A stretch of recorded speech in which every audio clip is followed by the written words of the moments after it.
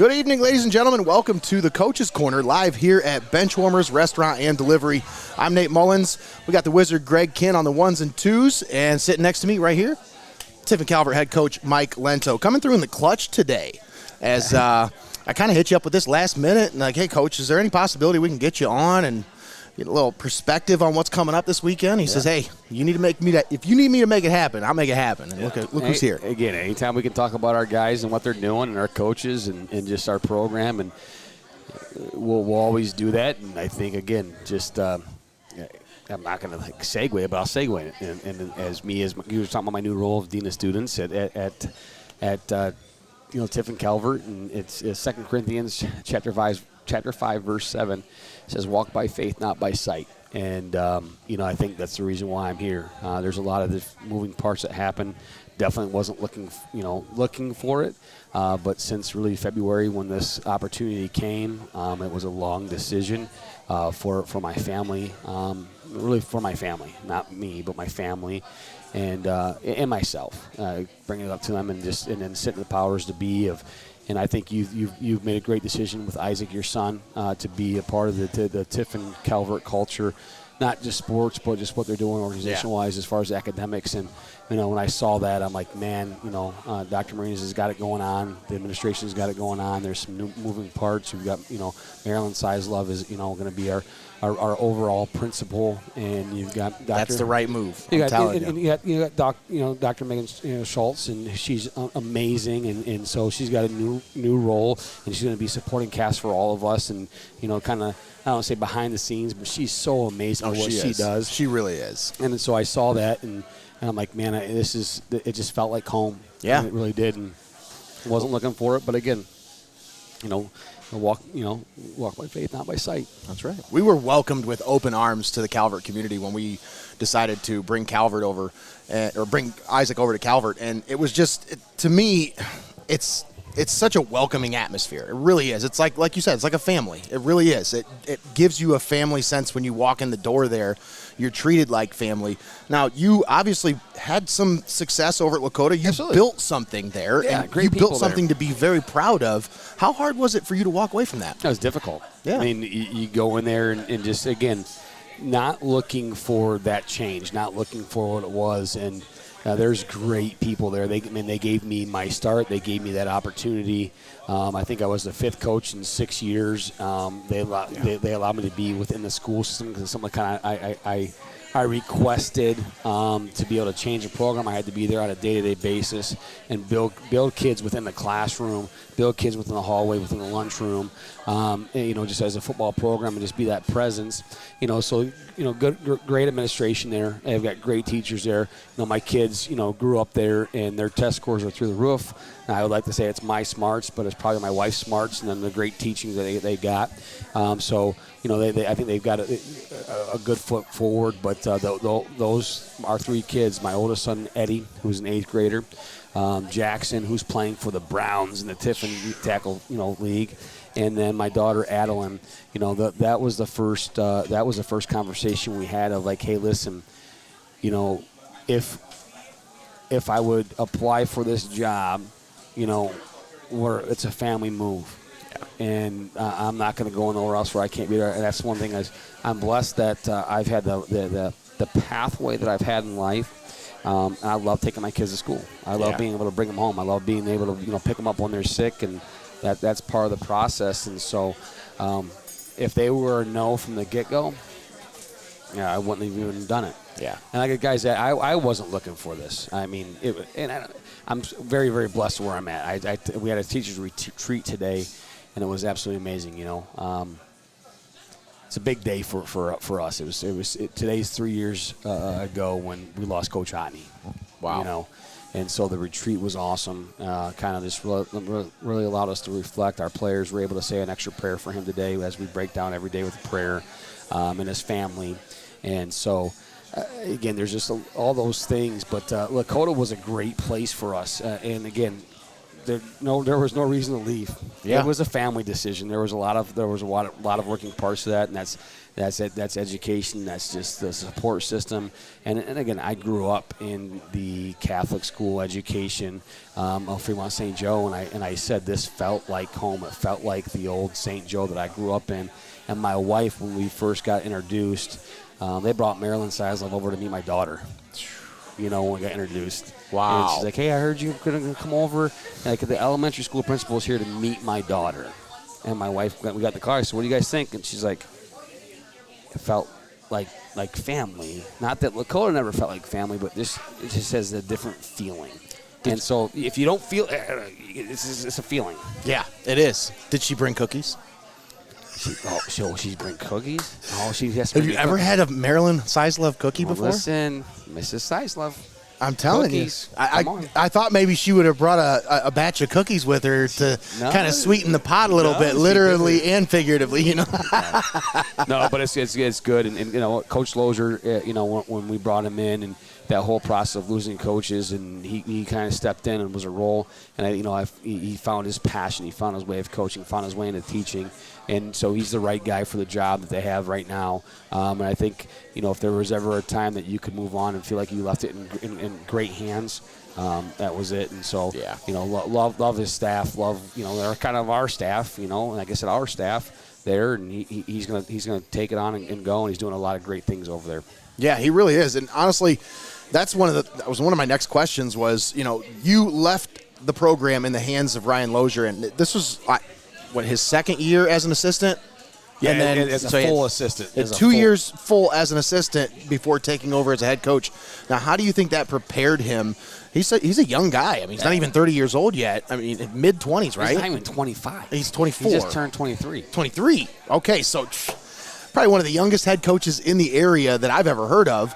Do you think those 2 years as an assistant really helped prepare him for that job? He comes from a great pedigree of a family that understands just sports, not just football, but sports. His dad has been a head coach, did a great job with the girls' basketball program over there.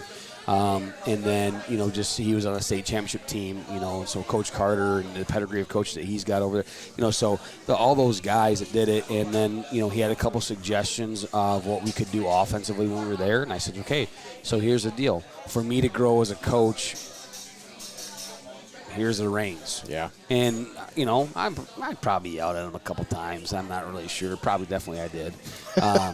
But, for the most part, I trusted his decisions. I trusted what he did. Just saying, we got Todd Simons over with us, young coach that just got done, graduating college. And, he's got aspirations of being a head coach someday. And I said, listen, he actually drew up the touchdown play to Xavier last week that we were able to put it in the huddle. And listen, you see something, you have a gut feeling, you want to do it. Let's make it roll and we'll make it happen. And I'm always gonna side with the coaches because they've got great relationships with players and what we do. So, listen, Ryan's beyond his years. Yeah, he's beyond his years. He's in a great place. He's going to continue to be a great head coach no matter where he lands and where he's at with Lakota right now. He's a player's coach, holds kids accountable. But again, that pedigree of where he came from at Clyde, what he was doing. The maturity step of really coming home and helping us with where we're at in the situation at Lakota, and then just seeing it and just knowing where we come from, and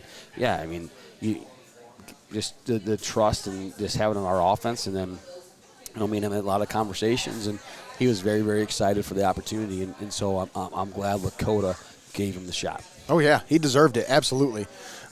So let's talk about your transition now from Lakota to Calvert. You've brought some new faces on the coaching staff this year. Let's kind of highlight, you mentioned Todd Simons, one of them. There's a couple other new faces on the staff with you this year. What went into you kind of selecting some of these guys for your coaching staff? First of all, I met the entire staff as a whole and just gave them my philosophy. All right, here's my philosophy as a coach. Here's my philosophy as a family man. Here's my philosophy, as a Christian man, and as we raise kids, right? As we raise kids into young men and into what they're going to do in life. Here's where it's at. And if this does not align with your philosophy in life, not a problem. All right, but maybe this is not the time for you to be on the staff. But I'm not going to come in here. You guys went 8-2 last year. Yeah. Okay. So Steve did not have a bad staff, and Steve's a great coach. Me and him talked this week, and So laying that out, and I go, who's in? I go, no, if you're in, you got to be in. Yeah. You got to be in. And it's gonna be difficult. We're going to change. We're going to have to build relationships, all that stuff. We're going to figure each other out as coaches, just like we have to do as players and coaches and all that good things. And we're going to bring some things different, but I also want to be able to keep tradition, with what tradition is. And so you're going to be able to help me with that and the Calvert tradition. Yeah. So that's a key piece. And all those guys came in and they said, yes, we're in. And so we made some just changes of some of their roles. Some of them stayed the same. And then there were some guys that were with us at Lakota that I wanted to bring in. So, we brought Chad Biddle over, and Chad's amazing. He's been with me since day one, and he keeps me level-headed. He's able to keep me kind of going. He's kind of like a mentor, spiritual mentor for me, but just he sees things, and he's great with the electronic stuff. He's probably got backup cords for your equipment. We don't even know that right now. So that's the guy hooking up the huddle cam before. You saw it? Yeah, okay. Yeah, he was all over. I was like, this guy's a one-man crew. How do I hire this guy? Yeah, so he's good, but he sees so much great things, and he's great for our kids. And you'll never hear a curse word out of his mouth, and it's amazing. It doesn't surprise me if he's hanging out with you. I mean, you barely say a word. I try not to, But then, got Eric Balger. We brought him up from junior high, and the kids, I should get on my phone here and show you his breakdown of what he graded his lineman at, And oh, you don't have to show me anything. I can show you through 2 years worth of youth football notes, breakdowns, grades for every lineman, linebacker, secondary, everybody. Yeah, everybody got a grade after every game. It's that college football mentality and bring that into it. And we got some guys wanting to go to college football, and here's where it's at, and this is what we're going to do weekly. And then we brought Adam Coleman. Adam Coleman was 2 years younger than me at Fremont St. Joe. I saw him at a golf outing last year. Just really needed another line guy that just got it and got the philosophy. And I asked him, and he did a great job with us last year at Lakota. And he was one of the, him and Chad were the first two guys I talked to, knowing that if Ryan got the job, he was going to keep, that staff there, and they should stay there. But Coach Coleman came over, and we're coaching pretty hard. Yeah, we're coaching pretty hard. So very, very blessed with our coaching staff because, I'm not the smartest tool in the tool shed. You lean on your guys, though. That's what you're supposed to do as a head coach, and you do a great job of surrounding yourself with guys that you can lean on when you need to. If I'm the smartest guy in the room, that's a problem. I always say if I'm the smartest guy in the room, I'm in the wrong room.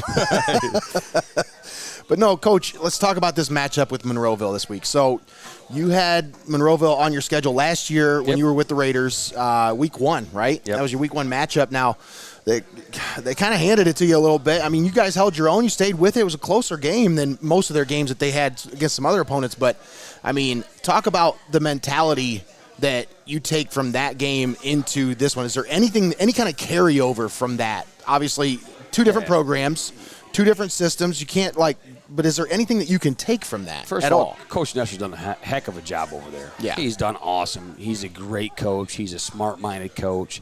He's got his kids playing hard. And that was the biggest difference after the game. We said, man, that this team is not the same team. He's developing them. He's got them in the weight room. He's got them buying in, playing all 4 quarters hard. And that wasn't the same Monroeville team that we had saw the year prior. Yeah. So it's just nice having some familiarity with an opponent coming into it because really, we coached against Mohawk my first couple years at Lakota, but still just kind of feeling that out, not that familiarity with it. You not to fast forward, but you get into Norwalk St. Paul, next week, and I'm not familiar with them other than, watching them in playoffs and different stuff. So it's just nice to have an opponent that you're familiar with, that you know how hard they're going to play, you know they're going to do things correctly, you know they're going to play hard for their coach, and they're doing great things, and they have not missed a beat from what they did last year. They haven't missed a beat. And they got their dudes back. Yeah, I was going to say, they got a couple of senior guys coming back. You talk about Evan Bemfer, Landon Roeder. They got a couple of key skill guys, but their line as well. They've got some guys coming back on that line. They're kind of maulers. They are maulers, and they play hard. They play hard. They fire off, and they roll. So, again, well-coached team coming in. And let's let the elephant out of the room.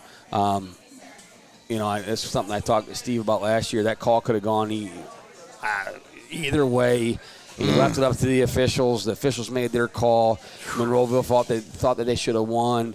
I'm sure Calvert thought that they were blessed that they got that W. And, so it is no secret they're going to come in fired up just like Mohawk did, right? And not that it's going to be their Super Bowl, but it's lining up to be a playoff-type atmosphere. And I told our kids today, guys, we're picked to lose. You look at any media outlet, and it's funny. I don't shy away from it because I know our kids are going to read it. So there's no pressure on us. That's why I don't do picks. There's no pressure on us. Let's get out there and roll. And I think towards the end of our game last week, you started seeing that flow coming to our guys. Yep. Right. Yeah, we want to clean some things up, but play with freedom. Yeah. Play together, lock arms, and that was my halftime speech to them. Was, guys, trust the process. I told them we were going to come out and we were going to score 21 points. I said, we'll score 21 points in the fourth quarter. I'm not worried. Hey, we had this game won. Nobody else may know it. But if you guys stay locked into what we're doing, I looked at them in their eyes and I said, listen, if you guys understand the process of how you've been coached, you guys will go do what we've been coaching you to do, and we're going to go get it done. Yeah. I wanted to clean the game up a little bit better than what we did and finish it. But, those are learning experiences for all of us. That's right. So you had some coaching points from that last game. I mean, you talk about a 1-point win at home. You had some things that went right. You had some things that went wrong. Now, obviously, people want to point at this play or that play, but in the end, it's a victory. It goes in the win column. You're moving on. What do you take from that? Obviously, you want to keep the negatives behind you. What positives can you gain from that game right there? Oh, just coaching points. I mean, guarantee tomorrow we will go over a kneeling situation, and then we will snap it to our quarterback and have him run around in a circle until time goes down and takes a knee. We didn't do that. Those are special situations that sometimes get lost. And okay, we're in that situation. We got to figure that out because listen, if we would have kneeled, that Mohawk would have got the ball with 14 seconds left to go. If we'd have kneeled, and I heard all about it, and you kind of asked about it. I think you were Dr. Nick was like, well, why did you do this? And so I go, well, here's what's going on in my head. Now you don't take into account that we might fumble into the nose guard's hand. I mean, right into his hand. I thought it was a walk-in touchdown. Oh my goodness! Again, you just learn from those things. Yeah. You grow up, and we're going to continue to put our kids in our guys in successful situations and to be successful. Yeah. And then we're also going to ask them to sometimes, listen, we might need you to do nothing extraordinary, but do what we've been coaching you to do, and it's time for you to answer the bell. And we saw that. We saw that with some guys. Some big guys stepped up, and again, we lost a lot of guys, but I like the guys we got. We've grown really close over the last few months as a staff and as players, and listen, they're giving us their all. We went out conditioned yesterday. We had practice tonight. Wait, you had practice tonight? Yeah. In this heat? Are they going to cancel a game? They don't cancel exactly. a game for heat. I'm just saying, there's people all around that are, I can't believe they're having school in this. I can't believe it. You guys are out there working. You guys are putting in work. I mean, it's just that's the way it's done, though. You got to look at the atmosphere. Again, we're safe, right? You're doing it the right way. There was a couple drills. My boy's right here. He's fine. Yeah, he practiced all day. But listen, we had a couple drills. We were able to pop the helmets off. We're smart. We had to peel some things back. So you guys got to be smart about it. That's right. You can't. No, we're not doing Junction Boy stuff out there. And not doing puke 100s. We almost did one. Almost. I was like, there is a breeze. We could, but but no. So it's like I said, it's a good process, and so the goal is so can you have a mass improvement from week 1 to week 2, and we feel like we can have a big improvement from week 1 to week 2, from our steps to sustaining blocks to even our reads. Defensively, I think we played well, but we lost a couple things. So can we stay in coverage? We're talking to our guys about what they have, and Coach Dirksen does a great job with our defense and putting our guys in situations. So we're able to talk through those, and through film, we're able to talk about it, and then they're able to see through our eyes per se. And some will listen, some won't. Some will say, "Hey," but our guys are listening. Yeah, and that's good. But guess what? We're playing a darn good Monroeville team, just like we played against a darn good Mohawk team. They're gonna get some shots. They're gonna get their things. And I told them tonight, can we sustain the storm? That's it. Can you sustain the storm? And then when it's our time to pounce, we will pounce with a vengeance. But we're not going to change what we do. We're not going to live on the home run ball. We're not going to live on that. We're going to go, and it's funny because when we were driving the ball after the Moss caught a big fade ball at the end, or going in there with 5 minutes to go, I think we ran dive. I went back and counted 13 times to get it down to the 3-yard line. And I told them, I go, guys, did I not tell you if the play was working? Am I going to keep calling the play? They go, yeah. I go, you guys are doing what we're asking you to do. They're not stopping it. We're going to keep calling it. If it ain't broke, don't fix it. You know? So, Coach, all right, you did a good job against their run game last week, against Mohawk's run game. Mm-hmm. You did a really good job in limiting their looks. They ran the ball a lot, and you gave up a little bit of yards. Obviously, there were some yards that they got, but this week you're facing a Monroeville team that put up over 300 yards on the ground last week. Mm-hmm. What is going to be the focus this week with this Eagles team? Stop Bedford and stop Roeder. Yeah. And they got, again, just staying in our gaps, being able to not get turned. And, our linebacker play has got to be great. And then we've got to make sure we stay in coverage. And, listen, it was funny because Benford, one of the coaches, Coach Balker, was like, hey, he reminds me of you when you played back in the day. And I didn't want to say it because, you look at the guy and should he be good? Should he not be good? But he's got such an instinct for the game that you got to make sure you have an eye on him all times. And then Roeder just runs hard. Yeah, runs hard. Yeah, and they've been in the system. They've been in Nestor's system for 3 years now. Yep. And Nestor's a good coach. I mean, he's done a great job over at Monroeville. They're living. They're thriving.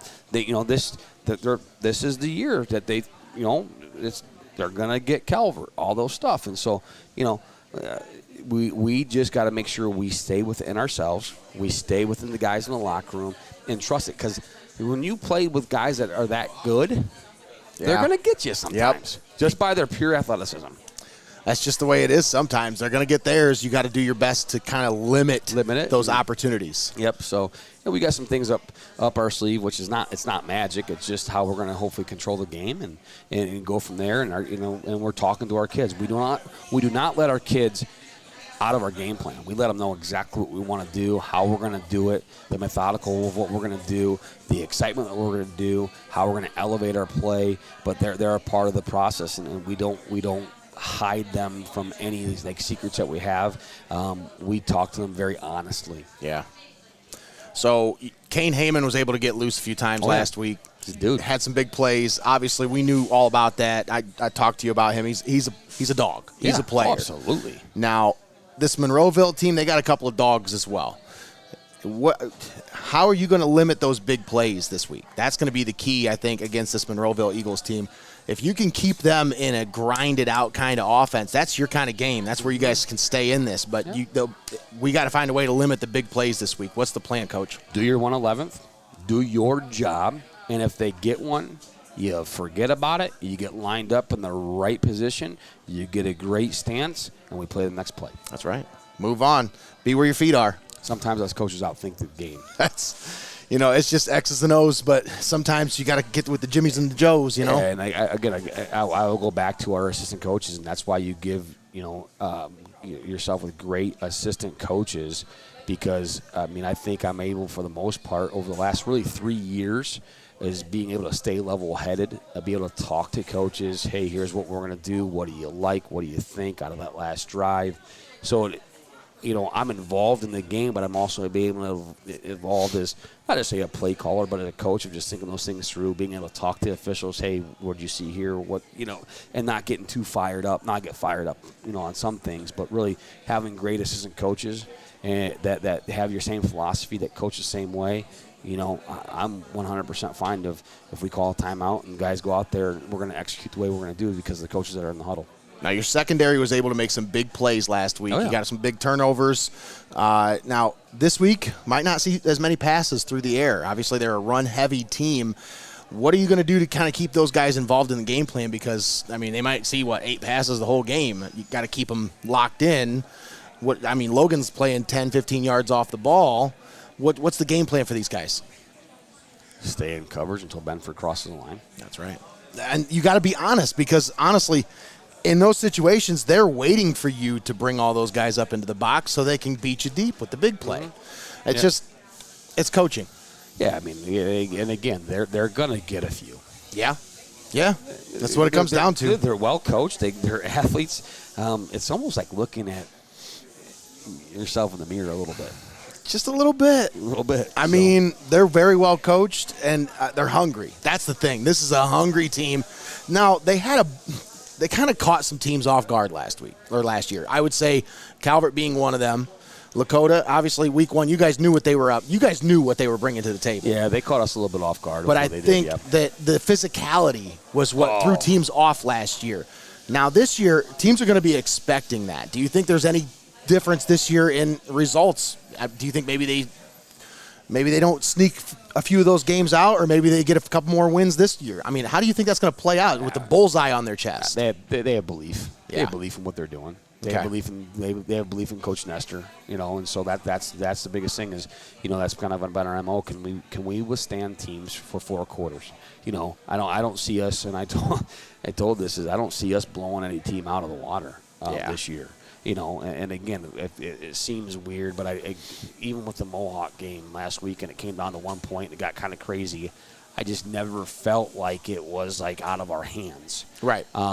And that's going to be the same thing for all year long of making sure we're. Listen, like Monroeville probably had every opportunity to go their way against Lakota, but even not to look forward, but Lakota's they got athletes, they got some dudes too, and so can we withstand if we get a turnover? Can we withstand if they again there was a kickoff return last week, and okay, relax, lock in. Just don't go too crazy. Do what we do, right? And that's the same. That's the same thing Nestor's doing over there with them. And they've bought in. They've had that for 3 years. I love where our guys' mentality's at, and we know we're going to go into the game and grind every game. And it may come down to the last drive. It may come down to the last quarter. But we're going to get our breaks too. We're going to get our breaks too, and we're looking forward to the improvement we see from week 1 to week 2. Yeah, and it's going to be a big test this week, Coach. Now, what do you see as the key matchups on the field this week? You got some guys that are going to be matching up against some dogs across the field. What's your key matchups for this game? It's our line versus their line. Okay. All right, they're very physical. They're going to come off and hit you in the mouth. We got to play low. We got to make sure our steps are correct. We got to play our physicality. And our coaches are doing the same thing. And our linebacker play has to be great to match their what Benford reads, and then also what Roeder does as well. Yeah. And then they throw a nice little quick route. So we got to rally to the ball. I thought we did a great job last week of rallying to the football, having all blue hats to the ball, and so we got to do the same thing. It sounds like boring football, but that's just what you got to do to sustain it. We got to do it now so we can make give ourselves a chance at the end of the season to have a very, very successful season and also make a run. Now, last question, special teams, Coach. Last week you had a couple of missed field goals, you had a kickoff return, but you had a blocked extra point. That was the key to this win, preserving that 1-point win. What's the special teams focus this week in practice? Coach Howard does a great job, with our special teams, and so it was funny because Lucius came off the field, and after his second field goal, I will kick another field goal. Yeah. He's like, what? I will kick another field goal. Friday morning, we are going to kick field goals. Because what if those 2 field goals go in? Yeah, exactly. Right. But it goes from the snap to the hold to our blockers to our kickers. So it's not Lucius didn't miss the field goal. It was a snap good? Was the hold good? Did we have the blockers? When we ran down and they gave up the kickoff return, were we in our lanes? Yeah. So did you do what you were coached to do? And if you didn't, we're going to find guys that could do that. And so that's why we are in I told them today, we are in competition every day of what we do. you know. Exactly. And so jobs are always to be won, and jobs are also always to be lost. So if you don't want to lose a job or want to have to, lose it and win it back, do what you're asked to do it at a high level, making sure you're at where you're supposed to be doing your 111th. The minute you don't do your 111th puts us all at risk, no matter if it's offense, defense, or special teams. But we were also able to return a punt, for a touchdown. So, again, you look at it, I think we were evened up across the board, and then it came down to who's got the ball last, who's going to make more plays, or who's going to make the best play in that situation of the Mohawk and Calvert game. And we were fortunate that our guys stayed locked in, and I thought it was a well-coached game by both coaches, both defensive coaches, special teams coaches, and so we're going to see that again this week, and we got to make sure that an extension of our game is special teams, defense, and offense. Yeah, absolutely. All right, Coach, I got to ask you, what's the message going into this game? You're going up against a team coming off a big win. They got a lot of momentum. They got a lot to prove after last year, ending last year off of 2 straight losses. What's the message going into this game? Respect everyone, fear no one, humble but hungry. And, we have to make sure that respect comes from fear. And so until teams really start respecting you, they're never going to fear you, so they're going to come off and smack you in the mouth and make sure it happens. So we're going to respect every single opponent. We're going to prepare like we're going to get everybody's best shot, which we will, but we also got to withstand that and give our best shot when we can, and it's got to be from the first snap to the last snap. And then you always can't control the outcome, but just stay locked in and do what we're doing and play the next play. You can only control your output, not your outcome. That's right. That's right. All right, Coach, any final thoughts here? Any message for Calvert Nation before Friday's game? Listen, I appreciate what you guys do. That's why I was, you reached out to me, but I will always be able to talk. I want to talk about our kids, talk about our coaches. We got great ones, our administration, and very, very, very thankful for the Calvert Nation and really the Tiffin community for accepting our family in, because, again, we're all in. So we sold our house, sold our 9 acres, and we're over here in Tiffin now. And 2 Corinthians chapter 5, verse 7, walk by faith, not by sight. And so here we are. That's exactly it, too, Coach, because I don't think a lot of people realize this man built a brand-new house and then literally turned around and sold it right after it got built. How did you even unpack yet before you decided? There were still boxes that were not unpacked. Still taking off the trim wrap off the trim. Yeah. Once again, Coach, I appreciate your time. Thank you so much, as always. Tiffin Calvert head coach Mike Lento joining us here on the Coach's Corner, brought to you by Your Legacy Federal Credit Union, Xcaret Mexican Restaurant, Drawn to the Surface Tattoo and Piercing Studio, as well as our friends here at Benchwarmers Restaurant and Delivery. All right, for Greg Kinn, I'm Nate Mullins. Signing off. Thanks once again to Coach Mike Lento for joining us here on the program. Have a great night, everybody. We'll see you on Friday night. Tiffin Calvert versus Monroeville here on the A Stream, and on the X Stream, Seneca East versus Gibsonburg, right here on Heart of Ohio Sports. Don't go anywhere. You're watching Heart of Ohio Sports. At Heart of Ohio Sports, it's obvious. The first thing that comes to mind is sports. But we do a lot more than just cover live sporting events.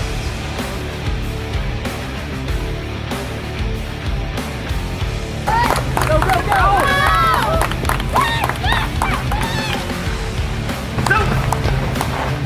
When we want to watch our highlights from last night's game, there's only one place we go. Heart of Ohio Sports.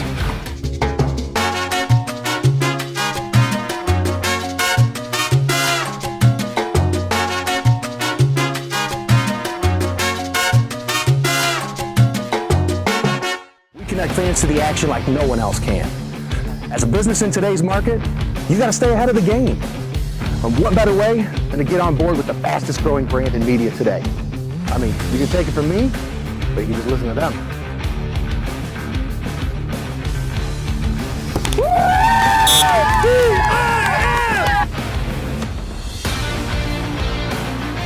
When recruiters want to see our game film, we tell them they can watch on Heart of Ohio Sports. Welcome to Your Legacy Federal Credit Union, your trusted community credit union for over 70 years. We're not just a credit union, we're your personal financial counselor. Your Legacy Federal Credit Union is a full-service financial institution tailoring solutions to your needs. Whether it's your first home or planning for the future, we're here to help you find success. Your Legacy Federal Credit Union, a legacy built on trust, commitment, and community. Your legacy, your legacy. Heart of Ohio Sports gives fans the access they want when they want it. And the athletes get the coverage they deserve. Our broadcasts are free, and they always will be. We don't hide behind a paywall.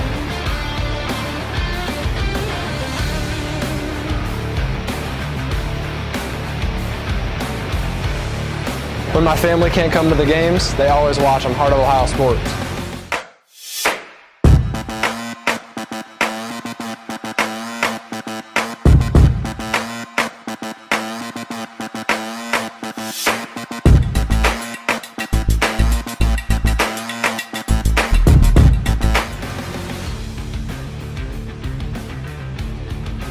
Heart of Ohio Sports is owned by Mullins Entertainment and located inside Studio Squared in downtown Tiffin.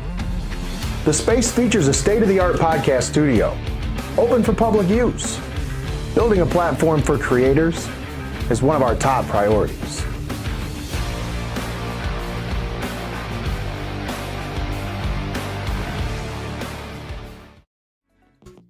Stop down to Benchwarmers in Tiffin or call it in for delivery. Fresh cut fries, locally sourced ingredients, and phenomenal service. Give the Tiffin store a call at 567-268-9268 and place your delivery order now. Benchwarmers Restaurant and Delivery. You're locked into the best there is, the best there was, and the best there ever will be. Heart of Ohio Sports. My Berea, don't you know I've thought about you all day? Yeah, I've been longing for some beef and some consomme, sweet Berea. This is surely going to my thighs. Well, I'm a hungry eater and you surely caught my eyes. My Berea, I love you so. Oh, my Berea, Berea, I love you so. I love you.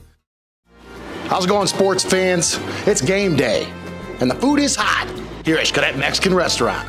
Before you settle in to watch the game, whether you're by yourself trying to figure out what you want for dinner, trying to figure out how to feed a bunch of people, why not consider some delicious grub from Xcaret Mexican Restaurant? Today, we're highlighting the birria ramen. That's right, I'll say it again. Birria ramen. Oh my goodness, I think I just got my mic wet. How do you birria? I have to have a lime. And you're gonna get the best, juiciest limes right here at Xcaret Mexican Restaurant. Look at all that juice. So here we have the birria ramen. Oh, this looks so good. I'm digging in. I can't look at it anymore. All right, here we go.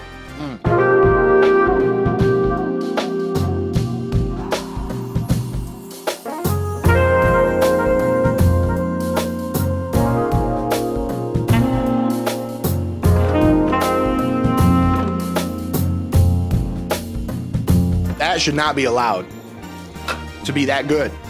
My goodness. Folks, get on over here. Get yourself some of this birria ramen.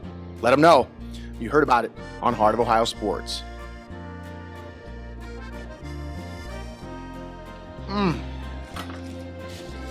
Why are you still watching me eat? You could be eating this right now. Don't you just want to dig in? I could eat this whole bowl right now. And I'm going to. But I'm not going to make you watch me do it. Tell you what. Call in your order. Xcaret Mexican Restaurant, birria ramen. The only place you're going to find this in town, folks. I'm telling you. This is a home run right here. Get it. Get it. Get it. Get it. Xcaret Mexican Restaurant.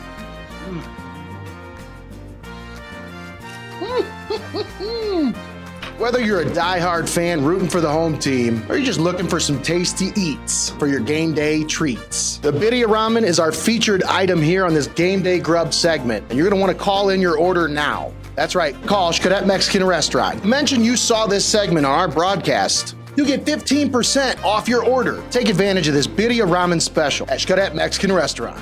Oh, and don't forget the queso.